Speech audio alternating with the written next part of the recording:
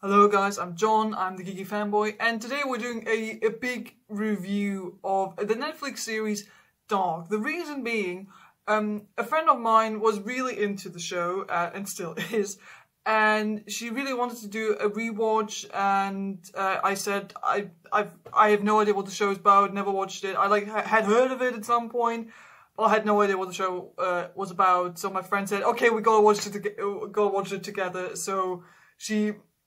I don't want to say forced, but you know, we sat down and binge watched it together over the past couple of weeks. So I watched all 3 seasons back to back, no breaks in between. I know that the 3rd season, which was the final season, came out earlier this year, I think in the summer. So I think it's appropriate now to make a big review of the whole series and... yeah, just gonna tell you all my thoughts. It's probably also going to be confusing as hell because if you know the show, you know that you just have to be confusing while talking about it, since there's a lot of stuff going on. So I'm already apologizing if the structure of this review is basically non-existent. I'm trying to talk about the story itself first. And then I got my laptop right here, and so I'm apologizing if I have to look over here. I got character sheets over here because there are many characters in the show. So I'll probably at some point just go through some of the main characters individually and how they are connected to the story. So I'm trying to structure this character-wise. We'll see how that goes. Also, obviously, spoilers everywhere because you know the series is finished now. And you can't really talk about this show in a spoiler-free way, and I also don't want to because I have thoughts and opinions, my friends, that I need to talk about. So yeah, in case you don't want any spoilers for any of the seasons, check out some of the other spoiler-free reviews that have been done on YouTube and are able to explain this in a much more better way than me, probably. Also, right away, I want to say that I know this show gets hyped by those who have seen it, and I just want to say right away, I'm not one of those people who's going to sit here for 20 minutes and tell you how bloody amazing everything about this show is, since, you know, the show is good, but just saying it right away, I didn't love it as much as probably so many other people did. So just as a... you know, sort of forewarning you. Okay, so first off, little introduction. Dark is a German Netflix show co-created by, and I'm going to read some names here, Baran Bo-Odar and Jantje Friese. And yeah, it's a German show. And normally, I've seen a couple of German movies and television shows, and normally, as far as I know, German television shows are not really considered to be that good quality-wise.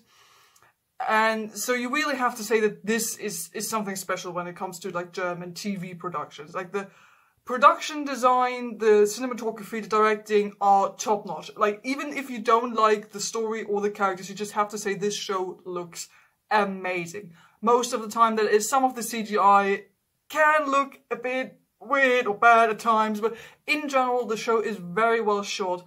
It has beautiful cinematography and the directing is very good, I thought. Also in general the acting is quite good. It's absolutely amazing, especially from the kid actors you get in this. Well, they're not really kids, but you know, most of our characters are teenagers at 16, 17, 18 years old. We also have 1 or 2 characters that are even a bit younger.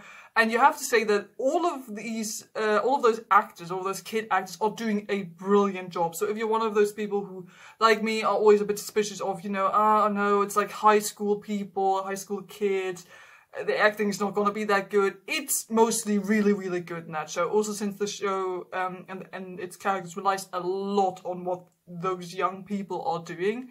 And you can see that all those young actors are trying really hard to make this work, and they're doing a very good job. So yeah, in general, production wise, this is amazing. It looks very polished. It looks very interesting. The show is able to like really create this feeling of, oh, there's something eerie and strange going on. It is able to make you feel unsettled if the show wants you to be. There are some scenes here and there, which I'm probably going to mention later, that, you know, that can become really, really like brutal and violent, and the show is like able to emphasize this really, really well to like really make you go, oh shit, that just happened. Since the show itself is, you could say, like a bit slower, a bit low-key, especially in the first season. So when those like really thrilling or hard-hitting moments come around, they really do hit hard, because the show is able to like emphasize this kind of stuff really, really well. Also, since I just mentioned the actors, I also have to comment on the casting of the show. The casting is amazing. Not just actor-wise, so they were able to get really, really good actors, but also for those younger and older versions, for like the adults, and then when we see their past self, the casting was really, really good. Because I honestly thought some of those kids really look like they could be related to the older version that we see in the show. So also kudos there to the casting department. Okay, so let's jump into a bit more detail. Let's start with the story. In case you didn't know, but I mean, you're watching this, so why wouldn't you? Or in case you're watching this and have no idea about the show and are just curious, Dark is a series about time travel, but it really doesn't advertise itself as being a show about time travel. Like, when my friend showed me the trailer for season 1 to kind of get me interested in the show, I was like, I didn't really get the vibe that this was going to be like a hardcore time travel series. No, I only got this after, like, my friend told me, she said, oh yeah, it's about, you know, a murder happens and, you know, the twist is that there's time travel. And that's what got me hooked, because I'm a big fan of time travel stories. But, you know, if I had seen that trailer on my own, I would have been like, oh, okay, it's a sort of like dark noir crime thing. What's special about that? But, you know, the twist is there's time travel. So, in the first season, we are in this little German town called Winden, and a murder occurs, or children are going missing, and we presume they are getting murdered, and also the corpse of a child turns up in the woods. And we are accompanying some of the police people involved in the case, but also mostly the kids, the local kids of this town, and they're sort of trying to figure out what's going on, what are the secrets of this town. And as this whole case slowly unfolds, we're realizing, oh, the corpse of the kid is not actually the kid the police has been looking for, but it seems to be a child who seems to come from the 80s, which obviously seems weird. There is this cave in the town that has a lot of mystery surrounding it, and there's a cave system under this nuclear power plant that is located just outside of the town. As the slowly unfolds, we realize, okay, the cave makes time travel possible. So if you go through the cave, you end up going back, I think it's 33 years into the past. So this one kid goes missing, and he runs into the cave and turns up in the year 1986. And one of our main characters is Jonas. He's like the major character, the major kid we're following, and he finds out about time travel, what's going on there, and he travels to 1986 and finds out what happens with the child. He also has this mystery surrounding his father, because he killed himself, and Jonas doesn't really understand why. So yeah, that's unfolding. We're finding out, okay, the kid that's traveling to 1986 that got stuck there actually turns out to be his father in present time. This is already where it's becoming confusing, but don't worry, it's getting even more confusing. One of the policemen slowly but steadily sort of finds out who might have been responsible for the kids getting kidnapped in the past and now.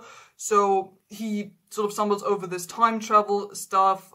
His name is Ulrich, and he's one of the policemen. He finds out what's going on, travels to the past, finds the kid who grows up to be the killer. And in a very brutal, but I thought also very interesting scene, he attacks the kid and kills him. At least he thinks he's killed him.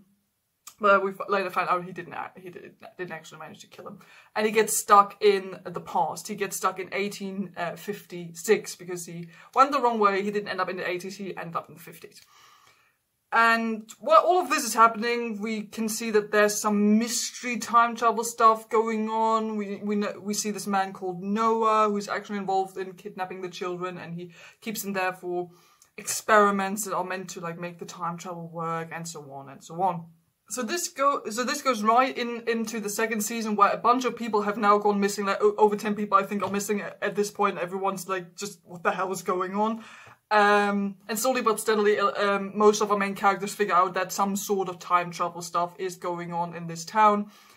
And we have the introduction of Sigmundus S, which is like this secret time travel society, who are led by this old man called Adam, and he's sort of Jonas's antagonist throughout most of the show. So we have multiple like storylines happening in all kinds of different times. So like in 2019, in the present time, in 1986. Which is where we see most of the adult characters from 2019 as teenagers. Then we are also in 1956, where we see a lot of the grandparents and how the nuclear power plant was built up and all of that stuff.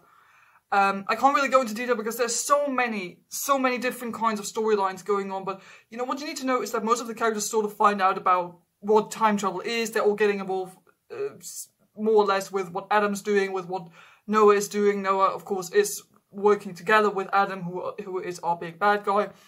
And the looming threat in the second season is that the world is going to end. There's going to be some sort of apocalypse is going to happen. And we get this glimpse at the future time in 1953, where Jonas ends up being by accident, I think. And we see that everything's gone to shit, basically, because the nuclear power plant or something in there explodes, and everything's just one big death desert.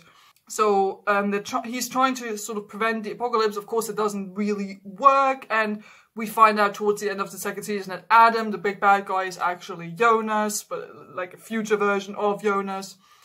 Of course, Jonas is confused as hell because he doesn't really understand what's going on. There's also like this adult version of Jonas who's also trying to prevent the apocalypse, but also doesn't really manage it. Time travel's happening all over the place. There's this lady called Claudia, I think that's her name. If not, we'll get back to that. Who is like who time travels all over the place. She's trying to like manage Jonas and what everyone else is doing, and you're not quite sure, is she trying to prevent what's happening, or is she just manipulating everyone? So she's time traveling around a lot. She's the lady who like manages the nuclear power plant, but she's also like traveling around a lot and trying to figure out what's actually happening. Okay, and then we go into the third season, where we find out parallel worlds are apparently a thing now. So at the end of season 2, Jonas's aunt/girlfriend, I'm gonna explain that later, gets killed by Adam. But then, surprise, she turns up again. Her name is, let me look that up because I totally forgot what her name is. You know, I don't care. I think it was it Marta? Yeah, Marta turns up again, apparently getting killed, and she's like, Jonas, come with me. Parallel worlds are a thing, we need to save our world. So yeah, the third season is a lot about, you know, time traveling and also traveling between worlds, as we find out. Adam's plan isn't really working out, and there's an older version of Marta. She's also apparently doing some stuff. There's like an Adam and Eve allegory thing going on, and they're still trying to prevent the apocalypse from happening, because apparently Marta's parallel world's getting destroyed, but also Jonas's world is in danger, so they're trying to figure out what's actually going on. How can we stop whatever is happening? And we get like more more timelines. We're also traveling back to the 19th century at some point, I think. All of the characters are basically time traveling all over the place at this point. And what this all boils down to at the end is that it turns out they can't really save both of their worlds, since they are both timelines are like alternate timelines that were created at some point in the past, when this scientist, whose name I don't remember, but maybe I'll remember his name later, is scientist. He lost his family in a car accident, and he tried to like make that unhappen. So he built a machine that I think could turn back time or something like that to save his family. But while that, when he did that, he accidentally like split the timeline, and we got Jonas's timeline and alternate Martha's timeline.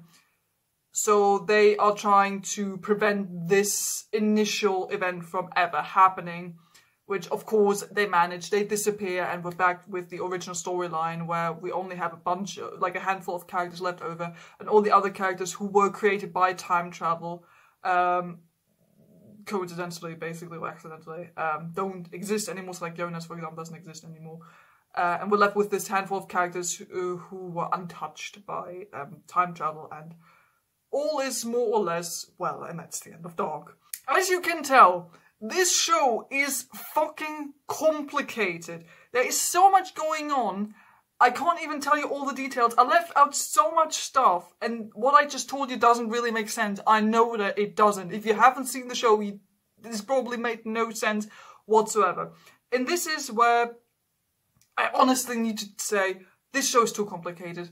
I don't care if you're thinking, oh, he doesn't get it, he's not smart enough, or the show is too smart for him. I don't care. This show is way too complicated. Granted, I think the writers knew what they were doing. Like, you can tell that, okay, they planned everything from season 1 to season 3. Most of the stuff is coherent and makes sense within the narrative of the show as it is happening. But the way it's presented and just how much is going on, how many characters you have, it's too much. It's just too much. I'm so glad I was watching the show together with my friend who had seen it before. So it was the second time watching the show.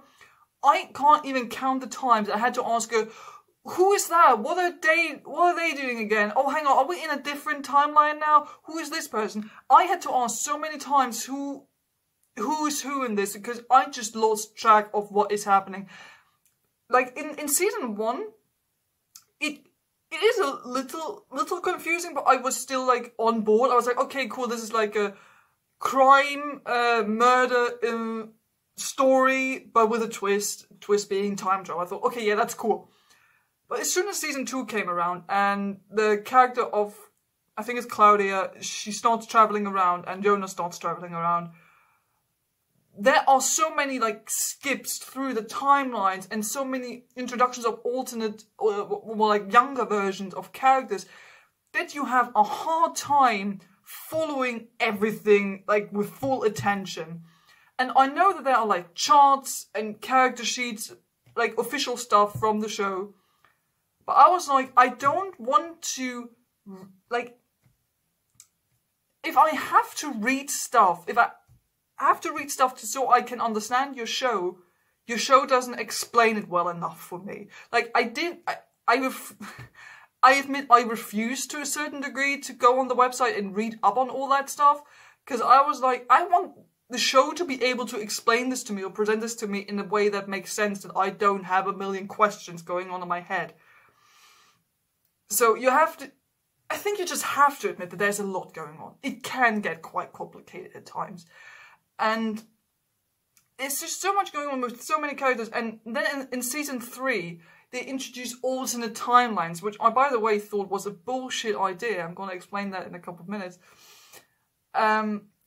Where you think, oh, you thought season 2 was complicated with all the travelling around and younger versions of characters. Well, yeah, now you have younger versions and alternate versions of characters.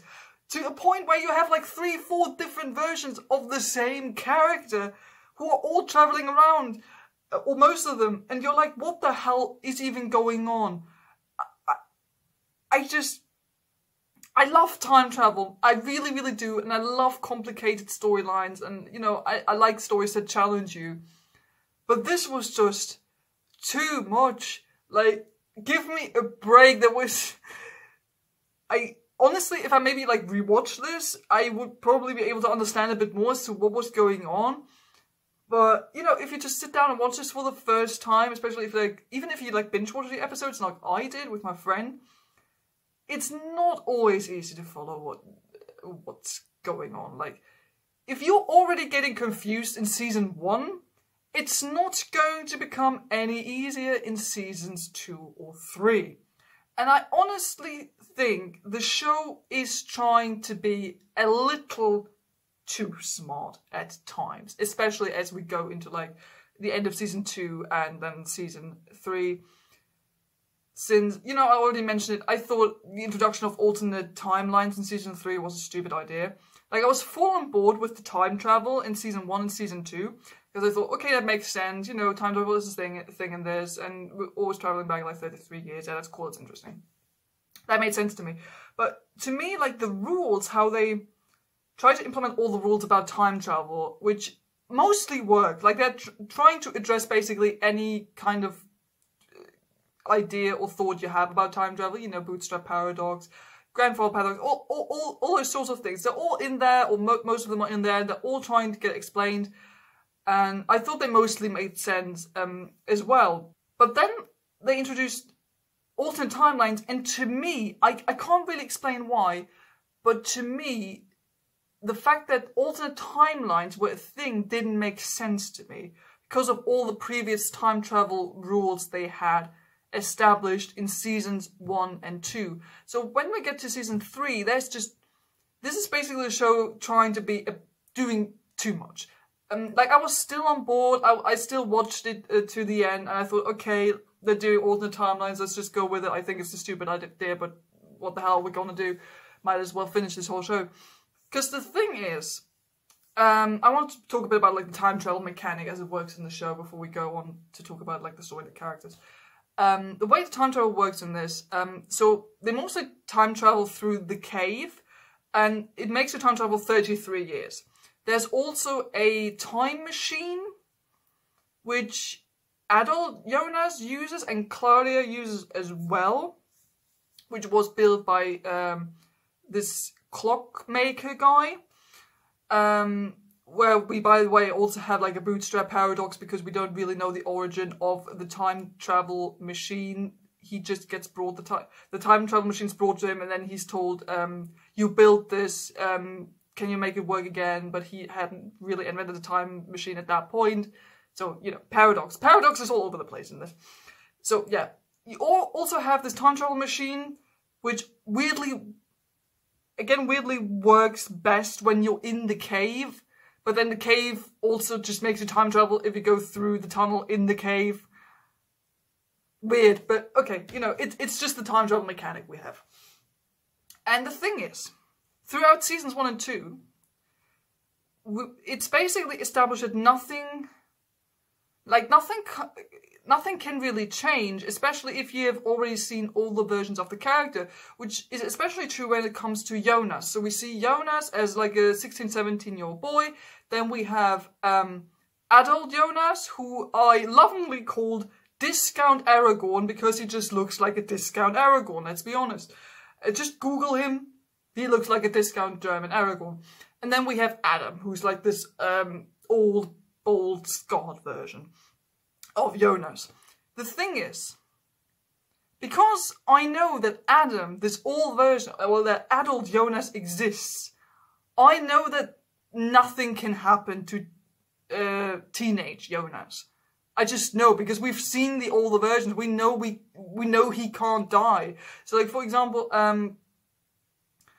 when we find out how he got, he has like a scar around his neck where you think, okay, oh, there's like a story, and he like travels to the future by accident and breaks some rules, and he's meant to be hanged.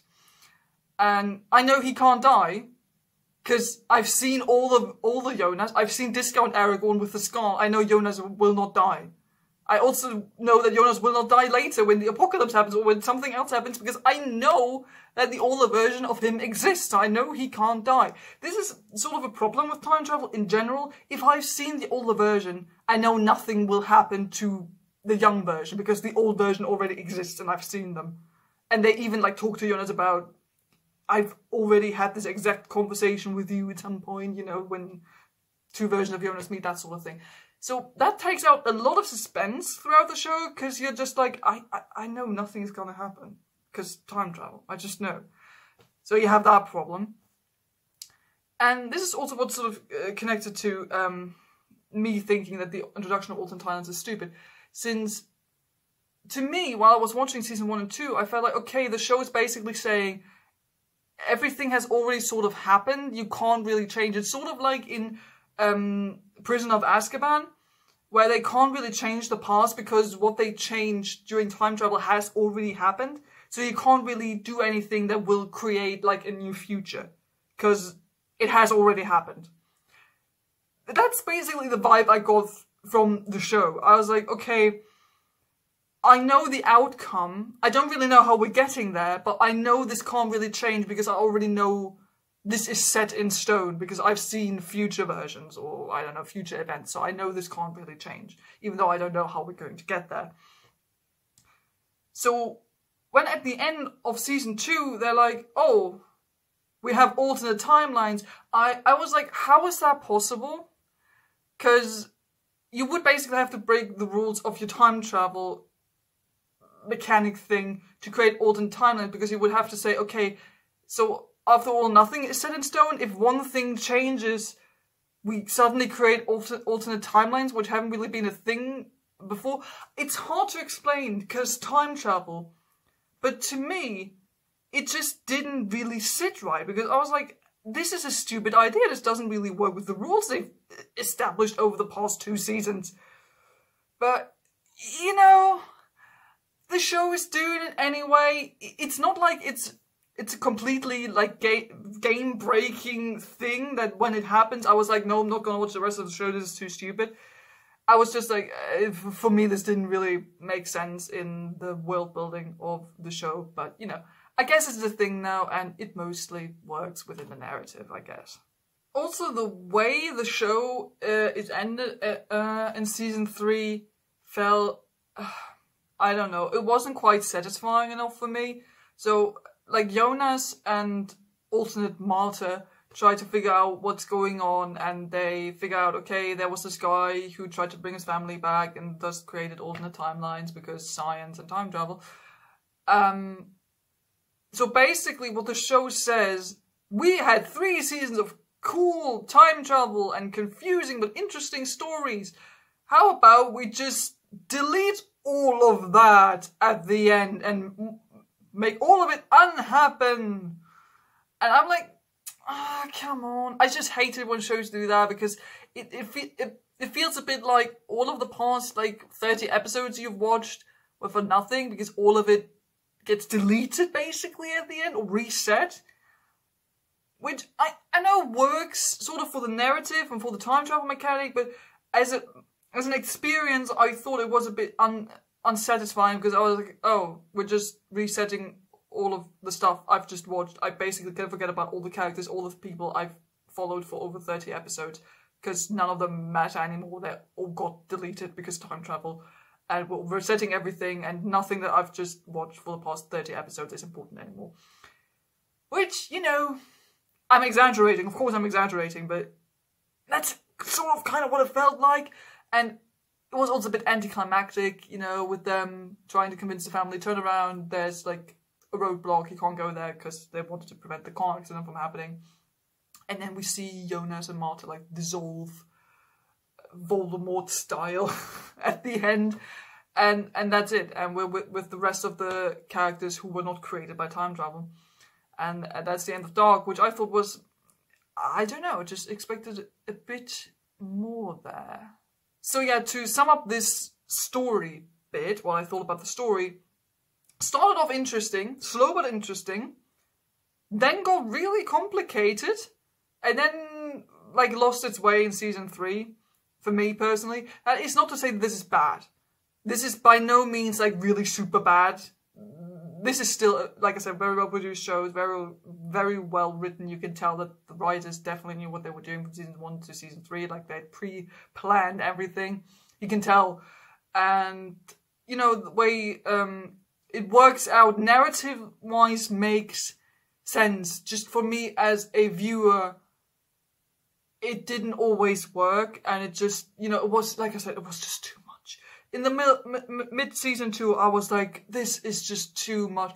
I definitely got, like, frustrated at least, like, 2 or 3 times to a degree, where I bet my friend noticed I was so pissed off and annoyed, because I said, I just feel so fucking dumb, I can't deal with this show anymore, just shut it off. I had moments like this like 2 or 3 times while watching the show, because I just got so frustrated with it to a certain degree that, like, the show makes you feel dumb. This show makes you feel like a fucking wanker who doesn't understand anything of what's going on screen. I don't know if that's always a good thing to do. Like I said, I like smart shows. I like shows where you have to think and you have to follow what's going on. And you can call me dumb, you can say I didn't get it because the show is too smart, I'm too stupid. But, you know, I can't be the only one who thought this is a bit much. So, yeah, like, this is by no means, like, super bad. But I just felt like it was too much and the show got a bit too smart. Like, it was trying to do too much towards the end of it. The ending wasn't, like, the most satisfying ending, especially not from what I wanted from the story I had been following. The characters are mostly really interesting. We're going to talk about some of the characters, like, in more detail in a couple of minutes. There were 1 or 2 moments where I thought, this is really stupid, or this just makes no sense, or what the hell is even going on. There are a couple of moments like this in the show, which are partly due to me just not understanding what's going on, but also just partly due to the show being what it is.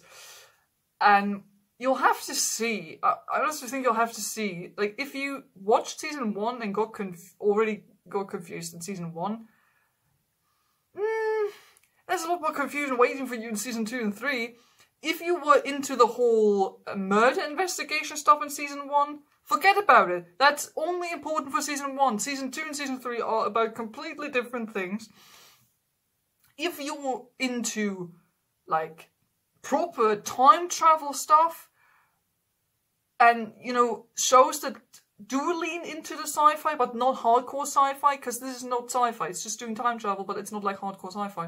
If you're interested in that kind of show, you know, just like classic dark drama, but with a bit of a twist being time travel, then this is definitely the show for you. You'll have to see if you can get on with all the characters and all the different time travel timeline stuff that's going on. I would honestly recommend the show, but I would say see how you feel after season 1 and going into season 2, and then decide if you, like, really want to go further. And maybe, like me, watch it, if you can, watch it with someone who's already seen the show. That's definitely gonna help a lot. Or, you know, apparently there are, like, you know, guide sheets and character sheets and stuff like that online. Also, like, official stuff from the show. Go read that if it helps.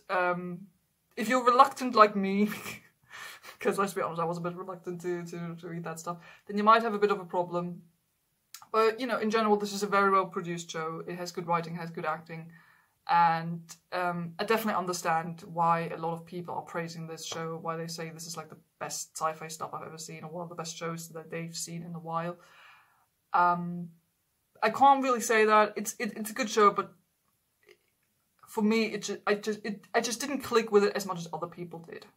So that's it for, like, story and general reviews, thoughts, ideas, stuff. I just thought I'm gonna talk a bit more about some of the characters. I have, like, a list here, which I think lists most of the important characters. I'm just gonna go through them and see what, like, some of my thoughts are and how they are involved in the story. So yeah, stick with me. We're going through. Okay, so obviously our main character is Jonas Carnwell, who we see as a teenager version. He's the guy with the yellow jacket. You always see advertised for the show. Then we have Discount Aragorn, who's like the adult version. Then we have Adam, who's like this old version, who we think is the big bad guy, but actually turns out to be Jonas, which, by the way, wasn't that big of a surprise. Like, I watched some people saying, oh, this was such a big twist. I'm like, wasn't it kind of obvious?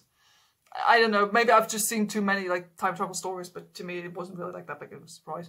Yeah, Jonas, Jonas is okay. He's like your classic traditional teenager protagonist in shows like this. The actor, I'm mostly speaking about the teenage version here. The actor does a really good job, I think. There's so many different kinds of emotions the character has to portray. You know, we see him sort of happy and go easy when we see him at school, but you know, he also gets like he's in love with that girl who is involved with someone else, but they sort of have feelings, and you know, then Jonas gets really frustrated. He gets really sad and angry, especially when it's like about his family and his father having killed himself, and he's like also getting really fed up with it, with all the stuff that's been going on at some point. And the actor is doing a very good job at portraying what's happening there to the character emotionally. There were times, and I'm gonna have problems naming specifics because there are just so many things happening in the show, but there were times where I thought, Jonas, why are you being such a fucking idiot? There were just moments where I thought, why are you... This is so stupid. Especially, like, I got so frustrated with Jonas at some point that when he thought that he could avert the apocalypse, he thought he could make things undone, or I don't know, could stop something from happening, or whatever. Which also went into, like, his adult version, where I thought, why is he... He knows that certain things will not happen that way because he has seen future events. He has seen the future version of himself. He knows that he can't stop certain things from happening because time travel predicts these things have already happened, thus they can't be changed. And Jonas just got so stuck in his mentality that he could change things or stop things from happening. Why I thought, why? You have seen that this cannot be changed. So why the hell are you trying to... It got really frustrating to a certain degree because I sat there watching and I thought, okay, I got the rules, mostly. I know how this works. He can't stop something from happening because I've seen this has already happened. And Jonas is most of the time aware of this, but acts like he isn't. Where I thought, why is he getting so upset, or why is he trying so much? Or because he should know. He should know it doesn't work. So yeah, Jonas, a bit frustrating sometimes as a character, but mostly I think as a protagonist he works really well. I think, even though it was predictable, I think it's a cool idea to have like this old version of him be the bad guy trying to, you know, make all of the things happen, while at the same time his younger version is trying to like have that thing not happen. So I kind of like it. It's a bit of a time travel story cliche to have like an older version against a younger version, but I like that. That's a good idea, I think. I wanted to see a bit more of Discount Aragorn, of like the adult version. I thought he was really, really interesting. I wish he could have done a bit more, to be honest. So Jonas has, because I need to talk about this, Jonas is involved with Marta, so like the girl he's in love with. Through time travel reasons, it turns out Marta is actually related to him. She is his aunt, right? If I remember this correctly. Yeah, they're related. She's his aunt. And apparently, this doesn't seem to be a great concern to any of the parties involved. Jonas like mentioned it at one point in a moment of like extreme emotional frustration, where he's like, I don't know what's happening, I just kissed my aunt, for goodness sake, I don't know what's happening. That's like the only time this happens, but mostly because he's just like really super upset in that moment. Apart from that, he like pursues these feelings he has for her, even though he knows they are related, and he just seems amazingly unbothered by this. Which, I was like, apparently no one has a problem with this. Also, Marta at some point knows that they are related. I think she knows at some point, or like the alternate version of Marta, I don't know. Or at least, you know, at least Jonas knows. But, you know, no one's bothered. Just, he's not bothered by this at all. Which gets extremely weird when Discount Aragorn, so like the adult version of Jonas, meets Marta, who is still like 16, 17 years old. and it gets weird. And I just watched this and I was like, please don't touch her. She's your aunt and she's underage. This is like really, this is uncomfortable. This is weird.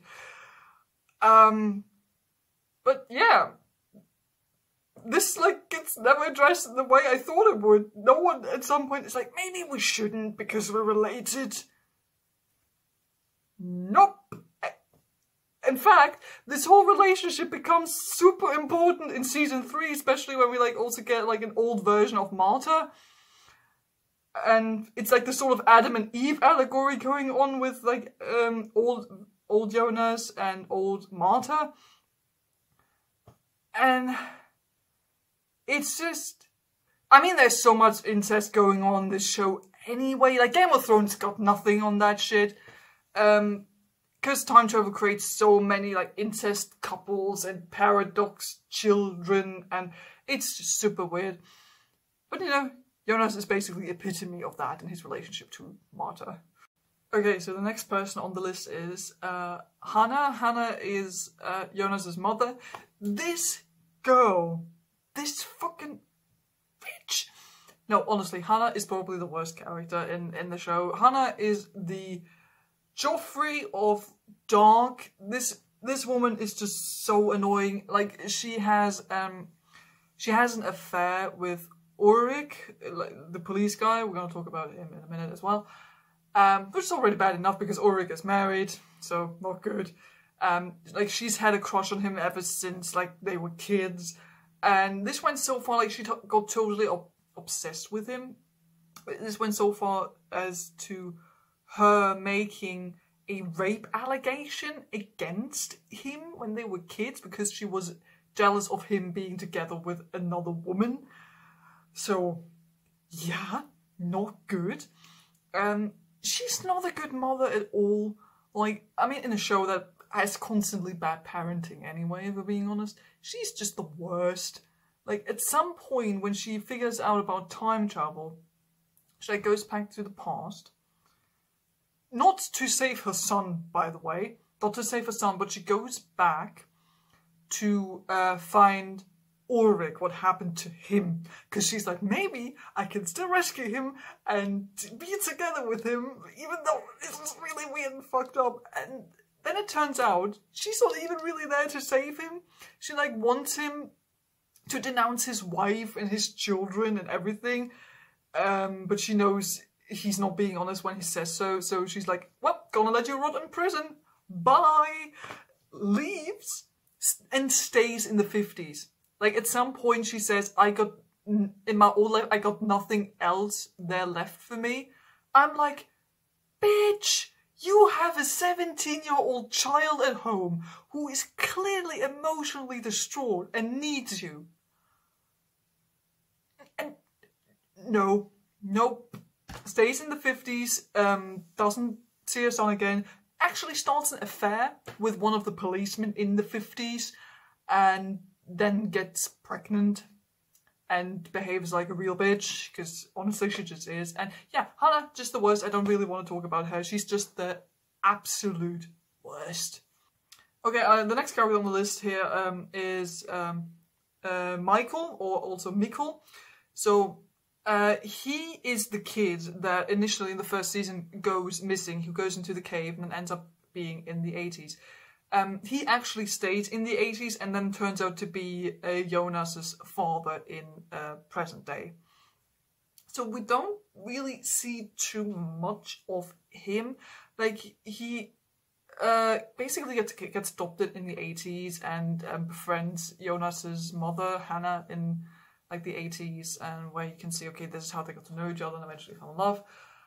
And one of the catalysts in season 1 is that Mikkel killed himself, and we don't really know why. But we eventually like find out it's like Jonas going back in time, and he tries to prevent his father from killing himself. But this was one of those points where I was like, Jonas, stop. No, stop. You talking to him is probably what makes the suicide happen, because we already know it's going to happen because we already saw it happening. And yeah, sure enough, that's what happens. Jonas talking to his father about suicide is what makes him commit suicide, which was just so dumb. So yeah, that happens. Not really much to talk about there. I thought it was honestly a bit of a surprise that Mikkel and Michael turned out to be the same person. That was like a cool twist in season 1. I thought, but you know, then this whole suicide thing happens, and I just saw it coming from a mile away, and I was like, no, Jonas, shut up. Okay, next up is actually my favorite character, namely Ulrich. Ulrich Nielsen. He is the policeman who in season 1 is part of the investigation. It's his son who goes missing, who like accidentally travels to the 80s. And he's the one Hannah has an affair with. So I thought Ulrich was a really interesting character because, you know, he's a very morally grey character. You think, okay, he's trying, he's lost his kid, he's trying to figure out what's going on. In the past, he's also lost his brother, which was a big loss to him. But, you know, he also has an affair while being married and having kids. That's not good. You know, at the same time, he's trying to be a good policeman. So I just thought he was a very interesting character. And the actor who plays him does a really good job. And the sad thing is, after season 1, there's basically nothing he gets to do. Almost nothing. Like in season 1, I thought was really cool. He's like trying to figure out what the hell's going on. Why does this corpse of this kid look like he's from the 80s? And then turns out it's probably actually his brother who went missing in the 80s. You can see that he's like really emotionally distraught over what's happening. He's even trying to like call off the affair with Hannah because he wants to be a better husband and father. It was really cool. And then he like slowly figures out, okay, time travel is a thing, and he figures out who might be responsible for the kidnapping of the children. And he ends up in the 50s, where he meets the child version of the guy responsible for the kidnapping of the children. And in the scene, it was really good, in a weird way. He like finds the kid, asks him, "Are you that person?" And the kid says, "Yeah." And he attacks him. Like he chases the kid through the woods, and then he like tackles him down. He's got him on the ground, and he like grabs a stone, and we see him like, you know, over the kid. And this is the moment where I usually think, okay, he's probably not gonna do it because it's a kid. But then he does it. He like smashes the kid's head in with the stone a couple of times, like honestly tries to kill this child. This 8-year-old child is being murdered by a 50-year-old man. And I just like the fact that the show just went there, you know, because you expect them to like to have the character be like, I really want to do it, but I can't because it's a child and I have children and I can't do it. But he does it. He like full on does it. And you know, it's just like character moments like this where you're like, yeah, this is good. This is good writing. You know, this is really good. So yeah, he does it. Tries to like hide the corpse because he thinks the child is dead. Turns out actually later on the child is not dead because we've already seen him in the future and we know he's kidnapped children, so we know he can't really be dead. So Ulrich ends up getting stuck in the past, so he gets captured by the police in the 50s and basically gets thrown in to a mental institution because they think he's like full-on crazy because, you know, he tried to kill a child. They think he's responsible for all the other kidnappings that have also been going on in the 50s. And, you know, time travel isn't really a thing that people in the 50s understand. So, yeah, he gets locked away. And that's basically it. Like, we see a couple of scenes with him, like 2 or 3 scenes with him in seasons 2 and 3, I think, where we find out he's been in a mental institution like since 1956, and we see him there in the 80s when he's an old man. The old man Ulrich, by the way, has an amazing voice. He's got like this really cool deep voice, and the actor has like long white hair. It's really cool. But yeah, that's it. Like he's just like this weird old guy in a mental institution now, and we basically don't see anything of Ulrich.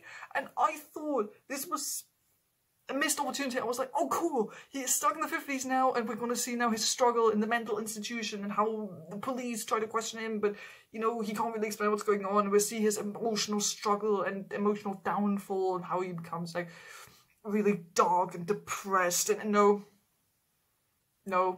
he's just an old frustrated man now. We see like 3 times that's it. So, that's not really happening. Which I thought was, I just wanted to see more of his character, but after season 1 it just doesn't happen. Like, we see the alternate version of him in like season 3, which is basically him just in a nice suit, and he's having an affair with the other police lady now, instead of Hannah. So, he basically ends up doing the exact same thing in the alternate timeline version. He ends up going to the past.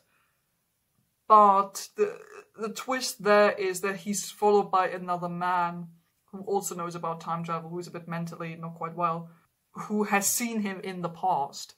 So he knows that Ulrich's going to travel into the past and hurt a child. So he follows him into the past because he thinks he's responsible for all the child kidnapping. So Ulrich basically gets killed in the past by an old man who's seen him in the past. Which sounds really weird, but people who've watched the show know what happens. Which was admittedly a bit surprising, but at the same time just happens so quickly, you're like, okay, that's what happens. Next character is Ulrich's wife, Katharina. So Katharina's Ulrich's wife, and the woman has some issues. But, you know, compared to Hannah, I liked her a bit more because she felt like an honest, like, authentic person who wasn't just... She wasn't like a full-on bitch. You couldn't understand why she was having issues, and I thought she was, like, trying to be a good mother, but she's not really most of the time. But, you know, she's... At some point, you can see that she's trying to do her best, especially once she's figured out that time travel is a thing, and she even, like, travels to the 80s at some point and finds out that Ulrich is there as an old man, which was actually a really sweet scene, also because you can see Ulrich being like, oh my god, my wife! And, you know, it's sweet. And she tries to break him out, but of course it all goes, like, super, super wrong. And it was so weird because it felt like it came out of nowhere. She gets killed by her own mother. Like, she travels to the 80s. Her mother is a nurse at the mental institution, and she tries to, like, rob her and grab her keys so she can get Ulrich out of there. But her mom has, like, some mental issues as well. And when Katharina tries to, like, rob her mom, she gets killed in like the kerfuffle that ensues, and her mother basically kills her own child, not knowing that it's her child, obviously because Katharina looks older. That just completely out of left field. It felt so weird. It was, again, brutal, similar to, like, the child killing scene earlier with Ulrich, but, you know, it was just, Katharina's dead now. Huh, that just happened. Okay, next one is Marta. Marta Nielsen. She is the only daughter of Katharina and Ulrich. I already basically talked about her when I talked about Jonas. She's related to him through time travel, incest, weird stuff. In seasons 1 and 2, she's basically nothing. I'm like, I don't care. She's just there to be Jonas's love interest. I don't care for that girl. She's like your, you know, plain love interest woman, girl. In season 3, she gets, especially the actress, gets a bit more to do since we got the introduction of, you know, alternate timelines, and it all becomes about Marta's alternate timeline. Since Jonas doesn't exist in an alternate timeline, it's all about Marta. She has, like, a different haircut and everything.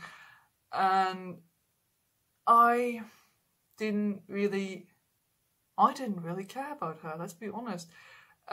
Since in seasons 1 and 2, nothing really happens with her. I thought it was, like, really engaging to me. So when she gets, like, upgraded basically in season 3, I was like, I don't care. She's a main character now. And this, I already mentioned this whole relationship between her and Jonas is weird as hell anyway. And there is, like, a huge focus on their relationship in season 3. I thought it was interesting that we see an older version of her and that she's, like, basically the Eve to Jonas's Adam. I thought that was interesting. But in general, I didn't care that much for her, if I'm being honest, so I don't really feel like I can say that much about her character. Okay, next character that's on here, according to the website, is Magnus Nielsen. So he is also a kid of Ulrich and Katharina, and he's one of the brothers of Marta. We mostly see him as a teenager. We have, like, glimpses of him as an adult later, but doesn't really play that important role. in general, he doesn't really do that much for me. He has a relationship with one of the other girls that I think is going to come up. But yeah, no. I mean, I like his look in the altered timeline version, where he basically looks like a discount Sirius Black. But, you know, I might as well say it here in general, the teenager characters in this, most of them, not all of them, but most of them, I just don't care, because I feel like they don't have, like, a big impact on the story. They're just trying to figure out what the hell is going on, but they're not really having that big of an impact on like, the story. They're just there to figure out what happens, but not really, like, make anything happen. They're just there to also, like, later have kids that are important to the story, but, there's not much going on there, so I can't really say that much about Magnus, to be honest. I do like his look, though. That is nice. Okay, so, like, there are a bunch of characters now listed here that I can't really say that much about, like, Jana Nielsen, who is Ulrich's mother. Can't really say that much about her. I don't think she does that much. Then there is Tronte Nielsen, who has an affair with Claudia, who's gonna be important in a minute. I don't really have any thoughts on him either. This is the thing, there's so many characters in this show that are just there, but I feel like they don't really do that much. Like, we also have, like, Ines Kahnwald, who ends up being Mikkel's, like, adopted mother. Apart from that, she doesn't really do that much either. So, Then we have, who's that? Daniel Kahnwald, who is Jonas's great-grandfather? I honestly have no idea what he does. I have no remembrance of what he's doing. So who's up next? Agnes Nielsen, who is Tronte's mother. The only thing I remember about her is that she had a lesbian affair, which was cool, I guess.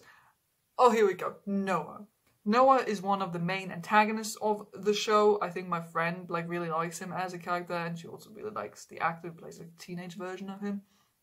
And I thought Noah is interesting. Like, he's sort of meant to be our main antagonist, especially in season 1. We are aware that he's time traveling. We don't really know how, and he presents himself as a priest who's time traveling. And I thought he was quite interesting, because I thought he was like, okay, he's going to be our main antagonist, but it actually turns out he's sort of just working for Adam.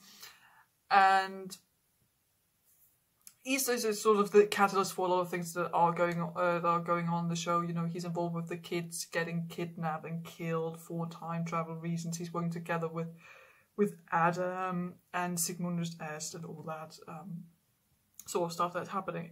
I thought he had a lot of potential to be a really cool character, but then he gets killed for reasons, and I thought when he got killed, I was like,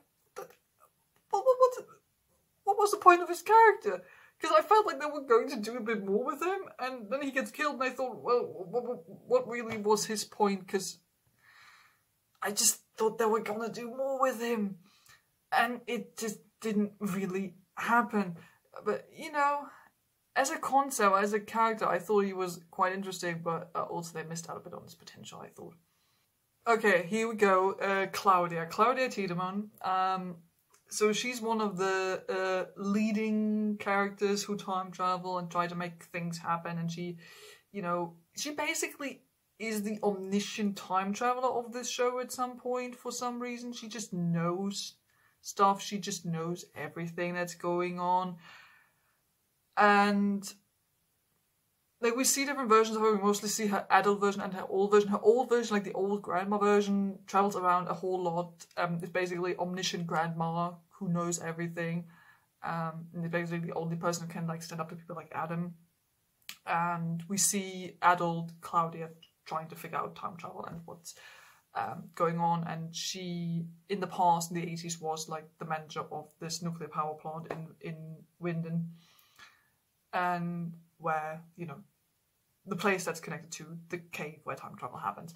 Claudia's just one of those characters where I'm like, I don't know. Like, what's she doing? She just knows everything for some reason. She just knows. She just knows everything that's going on, and you could argue that she is actually sort of a bad person because she manipulates, you could argue, a lot of people into doing stuff because she knows that things have to happen a certain way. So I wasn't really quite sure how to feel about her, if she's like a good person or a bad person. Is she just like an observer, but she can't really be because she's talking to a lot of people and she's just time traveling all over the place, which is one of the reasons why it gets really confusing in season 2, because Claudia just starts time traveling out of nowhere and does a whole lot of stuff, and I just don't know how I feel about her. And then she also gets axed off at some point because she's too all-knowing, I guess. And you could argue that she's like the one who opposes Adam the most. But again, like I said, you could argue that she's also not like the angel of the show, because she talks a lot of people into doing stuff, because she just like knows shit, I guess, which was really confusing to a certain degree. But I don't really have any strong feelings about her either. I thought her relationship with her daughter was quite interesting. I think she's going to come up as well. Yeah, so like her daughter is Regina, and I thought she was quite interesting because she starts out in the first season, I think, as a bit of a bitch, where I thought, oh, she's just this really super annoying older woman who doesn't know what she's talking about, who's like super serious and strict. But turns out I think that she has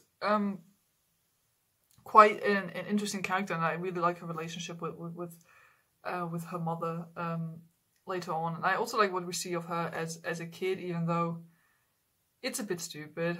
Like, she starts off as a kid, like, being, like, all Hermione, basically. Like, super, like, fluffy, chaotic hair, big glasses. And then she has, like, a makeover and looks pretty. And now attracts attention of people. Which, I guess, is a bit of a cliche, you know. But, you know, the relationship with her mother, I thought was interesting. Especially since at some point, like, her mother, like, Claudia, just disappears and time travels all over the place, and I was wondering, who's Regina even living with at this point? Who knows? Who cares? Short mention here of Regina's husband, who actually has 2 names, so we know him as Alexander, but turns out his actual name is like Boris, because he got involved in some shit in the past, and I think he's now the manager of the nuclear power plant in like the year 2019.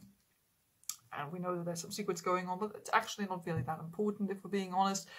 And he is married to Regina, and I think they have one of those few genuine relationships in the show where I thought, yeah, this works. I don't know how, but it works, and it's nice. One of the other kids is Bartosz. He is the child of Regina and Aleksander. He's one of those people where I thought early on something's going to happen with him, since he's one of the kids who's actually aware of time travel and some of the mysteries surrounding Winden early on. Like, he gets into contact with Noah, and I thought more was going to happen there. Like, he talks to Noah, he's aware of time travel, like, way before the other kids are, except for Jonas maybe. And I thought more was going to happen with him. Basically, the only thing that's going to be important later on is that he, if I remember correctly, he eventually turns out to be the father of Noah. Because time travel. Yeah, he basically turns out to be the father of Noah, and I think Noah also has a sister, so yeah, he has like 2 kids. This is like the only reason why he's important. But apart from that, I thought I was setting up something with his character, that he like turns out to have done some stupid shit. Or that he, like, you know, actually turns out to belong to the dark side or something like that. No, doesn't really happen. Okay, next character who's coming up here is Egon. Egon is Claudia's father. He's a policeman in the 80s and trying to figure out was he a policeman in the 80s? Yeah, I think so. So like, he starts as a policeman in the 50s, but he's also one in the 80s. And he's trying to figure out what's happening. He has like a lot of beef with the young Ulrich, which is really stupid, I thought. He's trying, but he's not a good policeman, I thought. And then he dies because Claudia lets him die, because sometimes you just have to let bad things happen because time travel and fate and all of that kind of stuff. Okay, so here's the guy, I think, who invents the time travel machine, Tannhaus, whose name I think is a reference to Wells, since his first initials are HG, so it's like HG Tannhaus, like HG Wells. So yeah, he's the clockmaker who owns a small shop in Winden, and he's the guy who eventually invents the time. Well, it doesn't really, because it's a paradox, but you know, he helps to build the time travel machine, and a bunch of people visit him throughout time. You know, he's visited by Jonas and Claudia, and he writes this book you see throughout the show. It's called A Journey Through Time. I like him. He's a bit like your quirky, introverted, nerdy character that you just have in the show, and I thought he was kind of adorable. Okay, here we have someone interesting. Charlotte, like Charlotte. Charlotte, yeah. And she is the adopted granddaughter of Tannhaus, of the time travel maker guy. And she's one of the police people who are investigating in 2019. And I thought she is quite interesting because like in season 1 I didn't really like feel her character, but I think she really comes into her own later on, especially in regards to her relationship with her husband and her children.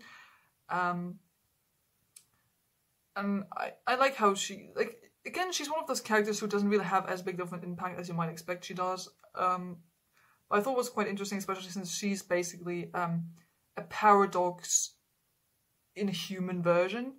So the thing is, she is the daughter of her own daughter. So Noah basically falls in love with Charlotte's daughter, has a kid, and that kid turns out to be Charlotte. It's weird, and it's a paradox, but I thought it was kind of interesting. Her daughter is namely Elisabeth, so Elisabeth, and she was cool. She's like a deaf kid, and I just love sign language in films. And she has this really cute fox head when she's a kid. I really, really like that. And she becomes like this hard-boiled revolutionary person in the future, in this apocalyptic future. And she's really cool. I like her. She doesn't have like a lot of scenes, but you know, I think she's like a cool kid, tough kid. She's one of those few child characters in this show that I thought were not annoying, but instead were really, really interesting. So I liked seeing her, and I thought her relationship with Noah was actually quite interesting, since I think it was like a genuine relationship, and Noah didn't actually know that this was going to be like a weird paradox thing going on with her mother and the child, and I don't know what else. I just thought it was really interesting, and yeah, Elisabeth was really cute. So Elisabeth has a sister named Franziska. I think she later gets involved with Magnus. Again, she's one of those kid characters who are not really that important. She's got a bit of an attitude, you know, that sort of person. We also see her older version later. Again, I think as working like with Sigmund Est or something. Again, like I just don't care. She doesn't really do that much, and she's just one of the gang of kids that's hanging around the show, but doesn't really do that much. Who's up next? Her father, whose name is Peter, who I thought was interesting in the beginning, but then they don't really do anything with it. So like, Peter is a therapist. Not a really good therapist from what I can tell, because boy, the man has some issues himself. So in the first season we see that he has some relationship problems with Charlotte, and like he tries to talk to her throughout the entire, especially season 1. He's like, I have to talk to you, there's something I need to tell you, and it just never happens. They never have that conversation, which really annoyed me. That never happened. Luckily, he's one of the few characters who doesn't like time travel. We don't see any alternate versions of him. He's just therapist man in 2019 who does his stuff. And he's just one of those characters who hangs around. And he's one of the few characters who also exists by the end of the show, I think.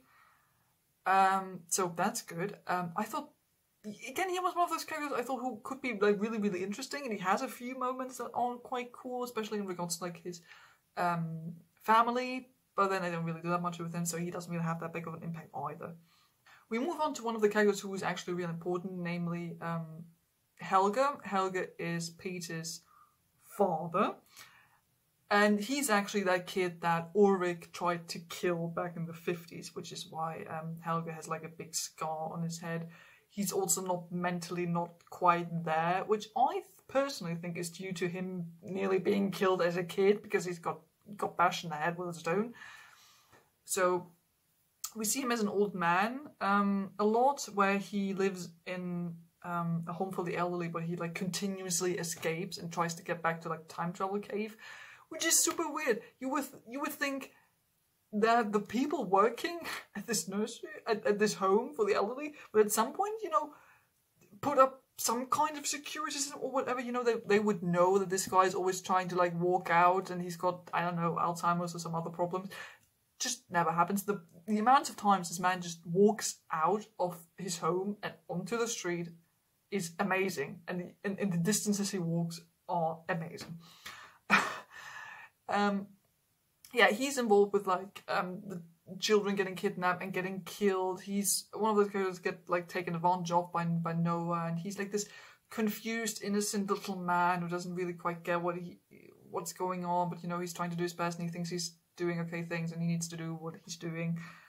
And you can tell that he's really confused, and you do feel sorry for him. So I thought he was an interesting character, even though he got mostly taken advantage of. Okay, now there's some couple of characters I honestly either don't remember or don't have any thoughts on, like Bernd Doppler. He's Helge's alleged father, apparently.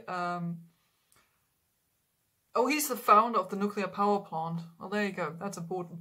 And then we have Greta Doppler, who is Helge's mother, who's like super strict, but also, you know, cares about her kid. Oh, we got one of the frustrating. He's got to be a joke character. Torben, well, he's like the guy with the eye patch. He's one of the policemen working there. This guy's got to be a joke.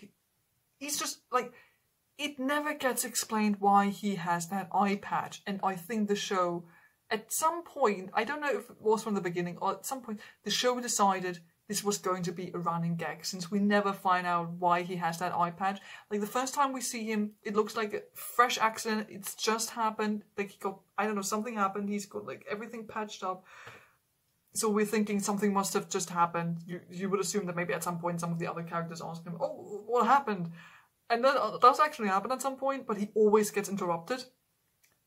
To the very end, it never gets explained what happens, and it's so fucking frustrating. It's not even funny, I think. Also, like, in the alternate timeline version, he does have 2 eyes, but he's missing an arm. So that guy really has the worst of everything.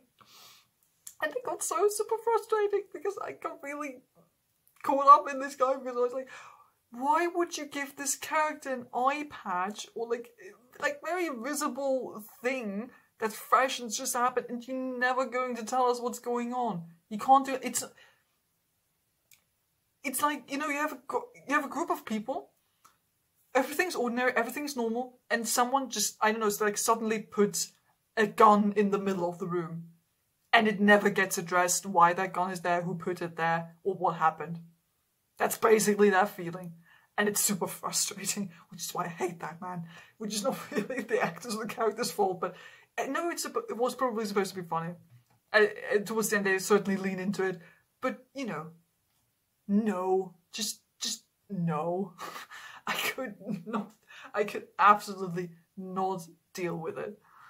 Okay, the last character I want to talk about is actually 3 characters who turn up in season 3 and become more or less important.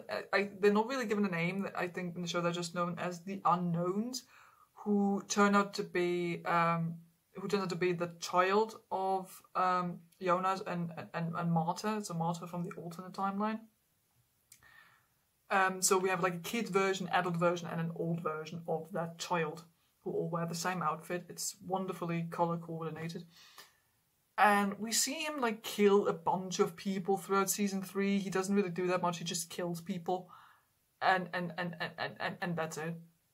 And it probably gets explained a bit more in the show, but I was wondering, like, why the hell are you even here?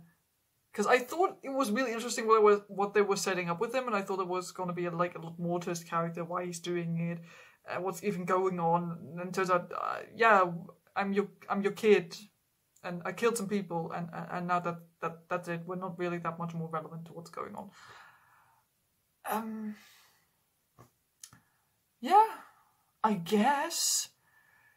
Which makes me think, there's so much potential to a lot of these characters, and it either doesn't get utilized, or these characters are not important at all. Like, there were so many teenage characters where I'm like, I don't care. The only people who are important are basically just Jonas and later on Marta, but also only alternate version of Marta.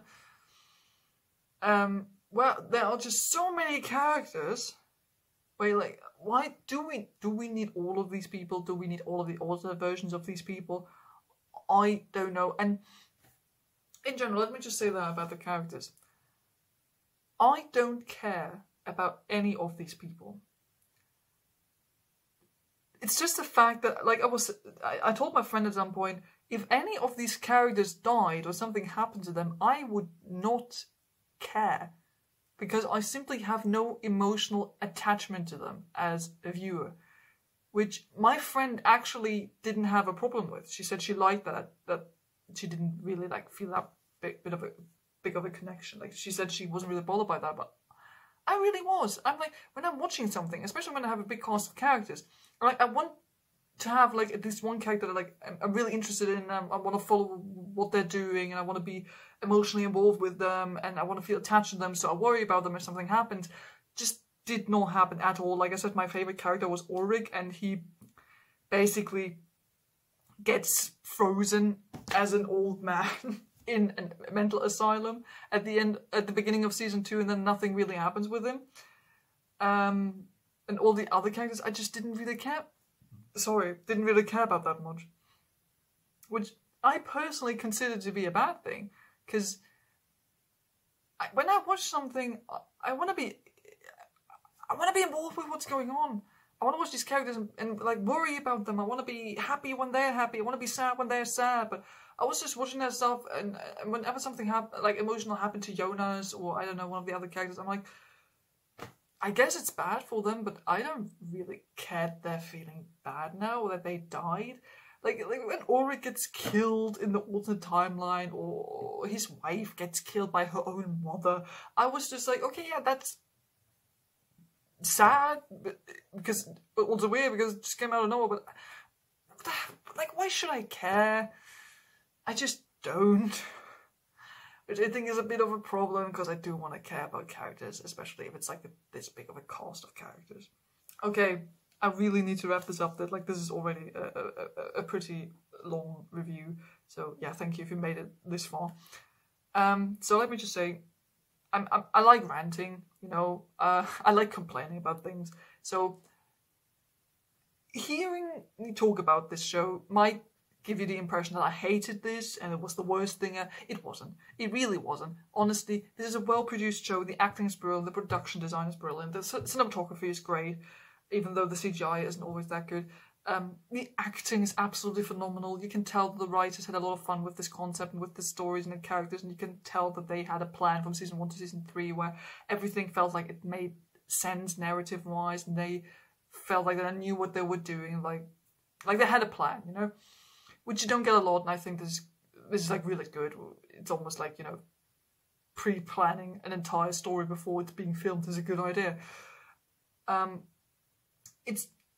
guess it just didn't click entirely with me in the right way. And I don't necessarily regret watching this. I can totally understand why so many people who have watched this show think it's absolutely brilliant. But for me, it just never reached that hype that a lot of people give it, because I think the show does too much at a certain point. It's just trying to be too smart. It has too many characters, too many storylines where it just gets really confusing in the way they're trying to present it, where you're like, what the hell is even going on? And again, I'm just saying, if I don't want to have to read extra stuff in order to understand the show. I want the show to be able to tell me exactly what's going on, so I'm able to understand it without having to read stuff. So yeah. Yeah, that's my review of Dark. Like, if I had to put a number on it, maybe like I would give it a 7 out of 10, maybe. It's good. It's not the best thing I've ever seen, but you know, you can get into it. There's a lot to like here, I think. So like, if you're like into time travel stuff, definitely give it a shot. If you're like into just general like drama mystery shows, I think this is really a show for you. If you're like in general just into like international stuff, go watch it for like a German production. This is like top notch, and go watch it in the German dub, because all the actors are amazing, and you know, subtitle things should be more common. I think. Also, I've heard that the English dub version is supposed to be really bad. So yeah, that's it for my review of Dark. Thank you for watching this this long video. What are your thoughts on it? Have you seen all three seasons? Give me your thoughts down in the comments below. I would love to hear from you. Maybe give a spoiler warning if you'd like to talk about big spoilery stuff. But yeah, thank you for watching. I hope you enjoyed it. Don't forget to like and subscribe if you haven't done it already. And I'll see you guys next time. Goodbye.